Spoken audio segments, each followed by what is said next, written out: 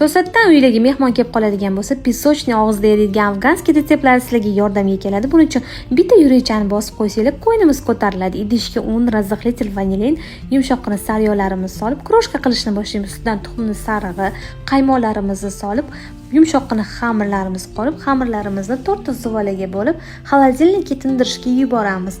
Tuxumni oqiga shakarni solib ko'pirtirishga yuboramiz. Xamirlarimizni yoyishni boshlaymiz.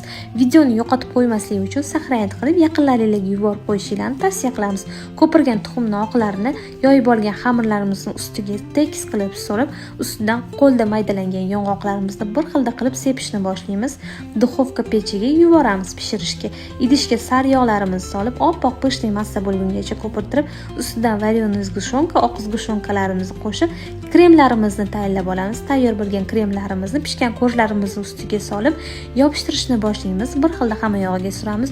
Yong'oqli, pisochniy, ishoninglar, og'izda eriydigan afganskiylarimiz tayyor bo'ladi. Sizlarga tavsiya qilaman bu retseptni bir marta bo'lsa ham tayyorlab ko'rishinglarni. Shunaqa zakazlarga tayyorlasanglar, yurishlarga tayyorlasanglar, bu juda ham zo'r mazali og'izda eriydigan bo'ladi. Ustiga xohishga ko'ra bezatasizlar. Men shokoladli glazur bilan bezatdim. Yoqimli ishtaha.